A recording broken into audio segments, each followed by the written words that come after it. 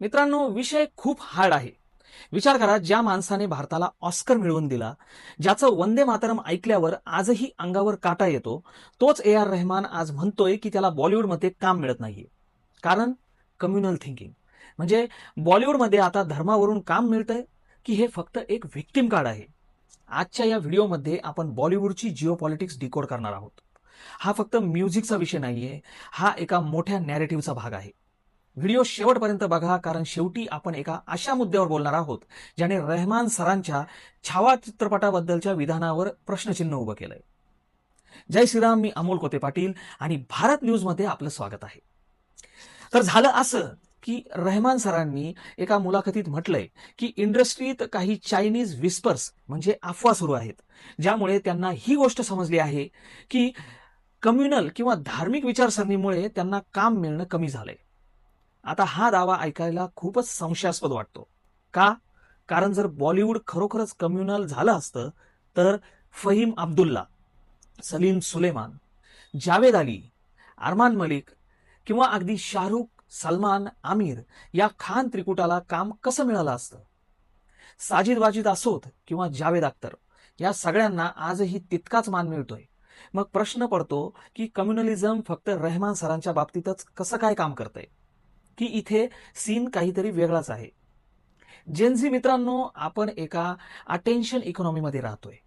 90च्या दशकात आणि 2000च्या सुरुवातीला रहमान सरांचा सिग्नेचर साऊंड रिव्होल्युशनरी होता. दिलसे असो किंवा ताल, त्या संगीतामध्ये एक वेगळीच मेलडी होती. पण 2026 मध्ये म्युझिकचा वाईब पूर्णपणे बदललाय. आज प्रेक्षकांना 15 सेकंदांचे रील फ्रेंडली हुक्स हवे आहेत. आज अल्गोरिदम ठरवतो की कोणतं गाणं हिट होणार. रहमान सरांचं म्युझिक हे स्लो बर्न असतं, जे ऐकायला वेळ लागतो. आजच्या फास्ट पेस जगात इंडस्ट्रीला मास रिपिटेशन आणि इन्स्टंट बँगर हवे आहेत. जेव्हा किशोर कुमार रिप्लेस झाले तेव्हा कोणी त्याला राजकारण म्हटलं नाही. जेव्हा सोनू निगम किंवा मोहित चव्हाणचा काळ पडद्यामागे गेला तेव्हा त्याला कम्युनल म्हटलं गेलं नाही. मग आताच हा नॅरेटिव्ह का? बॉलिवूड ही काही एनजीओ नाहीये. ती एक कॉर्पोरेट इंडस्ट्री आहे जिथे स्ट्रीमिंग नंबर्स महत्वाचे असतात. रहमान सरांचा साऊंड आजच्या काळाशी अपग्रेड व्हायला कमी पडतोय का, हा विचार करणं गरजेचं आहे. आता येतोय सगळ्यात मोठा ट्विस्ट.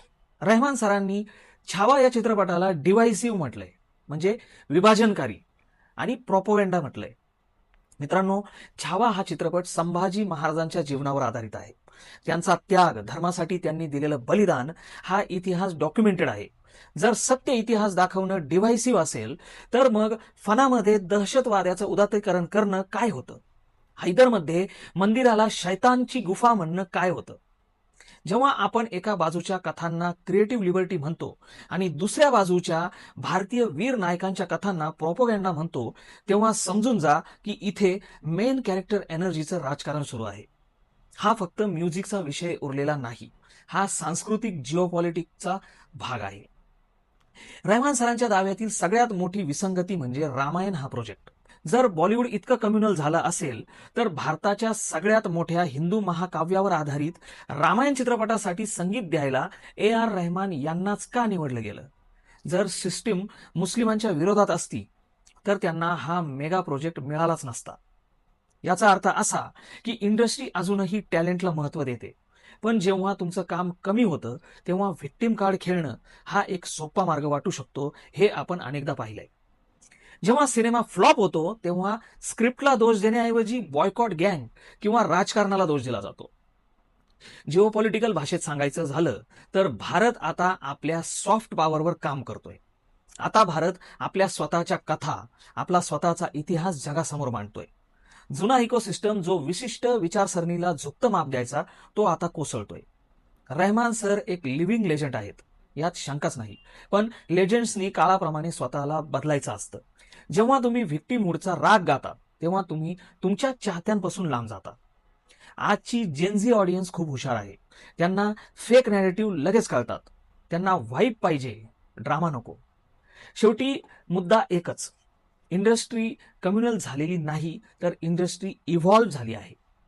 आज हिंदुत्व नॅरेटिव्हला मिळालेला प्रतिसाद हे राजकारण नसून प्रेक्षकांच्या बदललेल्या पसंतीचा परिणाम आहे.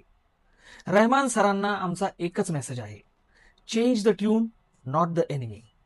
तुमच्या संगीतात आजही ती जादू आहे, फक्त त्याला आजच्या भाषेत मांडण्याची गरज आहे. व्हिक्टिम कार्डने ऑस्कर जिंकता येत नाही, ते मेहनतीने आणि काळाच्या सोबतीने शक्य आहे. तुम्हाला काय वाटतं? रहमान सरांचा दावा खरा आहे की फक्त काम न मिळण्याचं फ्रस्ट्रेशन? कमेंट्समध्ये नक्की सांगा. आणि हो, असेच इन्फॉर्मेटिव्ह व्हिडिओ पाहिजे असतील तर भारत न्यूजला सबस्क्राईब करायला विसरू नका. Stay sigma, stay informed. भेटूया पुढच्या व्हिडिओमध्ये. तोपर्यंत जय श्रीराम.